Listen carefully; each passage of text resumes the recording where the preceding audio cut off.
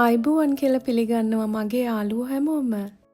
අද අපි ඔයාලට අරගෙන ආවේ ලිපේ හදාගන්න පුළුවන් රසම රස ලේසිම ලේසි ගැටෝ රෙසිපියක්. ඉතින් ඔයාලට ඕනම ගැටෝ එකක් දැන් ලිපේ හදාගන්න පුළුවන් නවන්න එකක් නැතුව. ඉතින් අපි බලමුකෝ මේක හදාගන්නේ කොහොමද කියලා.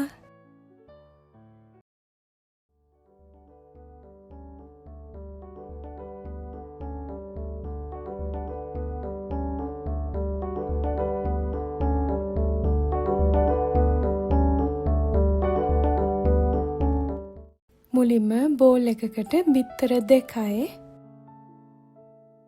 ලුණු කුඩු තේ හැඳි කාලයි ඒක අවශ්‍ය නම් විතරයි. ඒ දැන් මේ වැනිලා සීනි ග්‍රෑම් 50යි ඒ ටික දාලා හොඳට විනාඩි 4ක් විතර මම බීට් කරගත්තා. ඉතින් මම පොඩි කේක් එකක් හදන්නේ ඔයාලට අද. මේ ගානට ආවහම නවත්තලා මම දැන් පාන් පිටි දාගන්න යන්නේ. පාන් පිටි ග්‍රෑම් 50යි බේකින් පවුඩර් තේ හැඳි භාගයයි එකටම හලා ගන්න. මේක හරිම ලේසි ස්පොන්ජ් කේක් රෙසිපියක්. මෙතනින් එහාට මම බීටර් එක පාවිච්චි කරන්නේ නැහැ. මේ විදිහට අතින් තමයි පරිස්සමෙන් කලවම් කරගන්නේ. දැන් මම පැතලි හැන්දක් අරගෙන අඩියේ තියෙන කලවම් නොවිච්ච හරියවල් හොඳට උඩට අරගෙන කලවම් කරගන්නවා. වැඩියෙන්ම කරන්න යන්න එපා.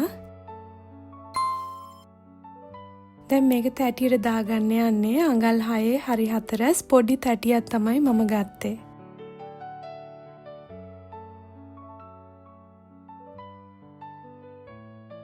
ඉතින් අපේ බැටර් එක දාලා පොඩ්ඩක් තට්ටු කරලා ලිපේ තමයි හදාගන්න යන්නේ අපි. මේකට අපි බටර්වත් කිරිවත් දැම්මේ නෑ. ඉතින් මේ වගේ සෙටප් එකක් තමයි මම පාවිච්චි කරේ. ලොකු භාජනය ඇතුලේ අපේ බේකින් තැටිය තියෙනවා. ඉතින් මේ ලොකු භාජනේ ප්‍රීහීට් කරලා මම තියෙන්නේ විනාඩි 10ක් විතර ලිපේ. මේක ඇතුලේ බේකින් තැටිය තියලා තමයි මම විනාඩි 20ක් 25ක් අතර බේක් කරගත්තේ. ඉතින් දැන් හොඳට බේක් වෙලා තියෙන්නේ. උඩින් බේකින් පාට එන්නේ නැහැ මොකද අපි ලිපේ හදන නිසා. දැන් ඒක එළියට අරගෙන හොඳට නිමෙන්න තියන්න. ඉතින් ඔච්චරයි කරන්න තියෙන්නේ. දැන් අපි ඒක උඩින් දාගන්න විපින් ක්‍රීම් එක හදාගන්න යන්නේ. ඉතින් හරිම ලේසි හදාගන්න. මේක අත්‍යවශ්‍ය නැහැ අවශ්‍යයි විතරක් කරන්න. ඉතින් හොඳ සීතලෙන් විපින් ක්‍රීම් කෝප භාගයක් මම ගත්තා. ඒකට වැනිලා චුට්ටක් දැම්මා.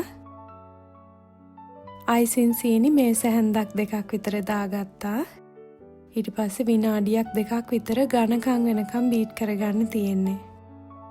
ගොඩ වෙලා කරන්න යන්න එපා. එතකොට කැටි ගහනවා. ඉතින් මේ ගානට ආවහම නවත්තන්න. පැණි රස අකමැති අයට අයිසින් සීනි නොදා ඉන්න පුළුවන්.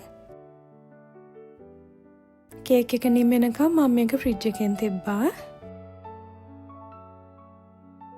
දැන් හොඳටම නිමිලා තියෙන්නේ. බලන්න හොඳ සොෆ්ට් එකට තියෙනවා. oven එකක බේක් කළා වගේම තියෙනවා කේක් එක.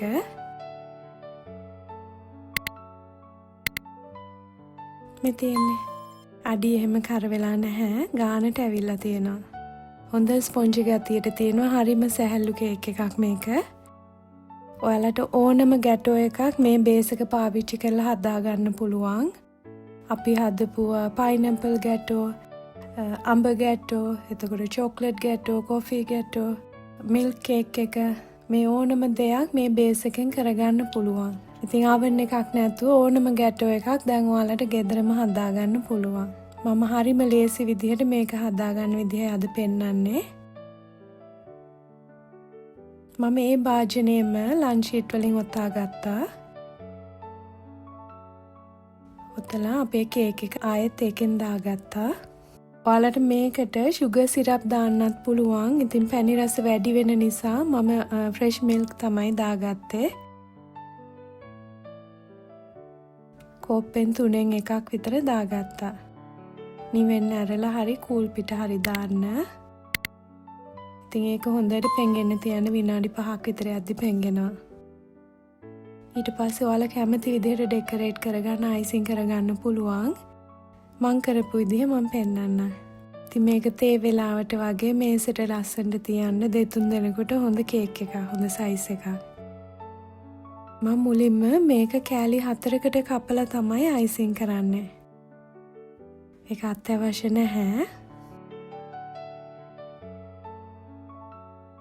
විපින් ක්‍රීම් හොයාගන්න අමාරු අයට හදාගන්න පුළුවන් මොක් ක්‍රීම් එකක් මං කලින් හදලා තියෙනවා. ඒකේ රෙසිපිය මම දැන් උඩින් දාන්නම්.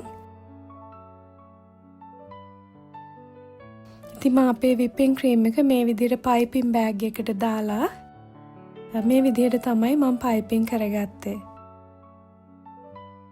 ඉතින් හරි ලේසි එහෙම කරගන්න. නොසෙල් එකක් පාවිච්චි කරේ නැහැ මම. කෑලි වෙන් කරලා අයිසිං කරන නිසා කපද්දී ආය අයිසින් එක කැත වෙන්නේ නැහැ. මිල්ක් කේක් එකට සමානව තමයි මම මේක අද හදන්නේ. ඒ වුණාට මිල්ක් මේඩ් නැතුව.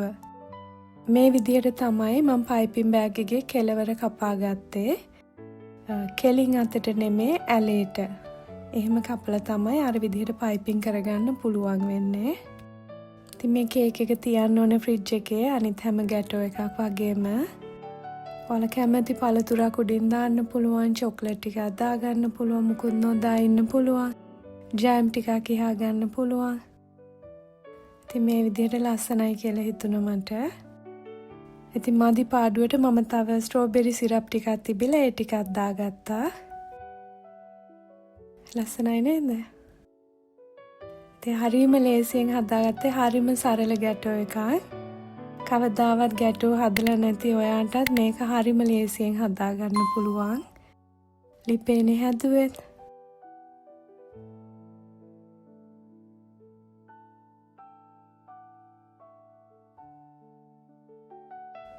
ඉතින් අපි දැන් කෑල්ලක් අරගෙන බලමු.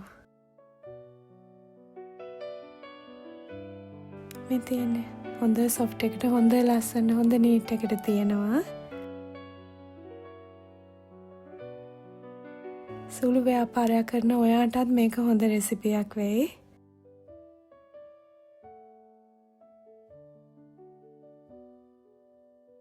කාලා බලමුකෝ. මේ බලන්න කොච්චර සොෆ්ට් එකට තියනවද නේද?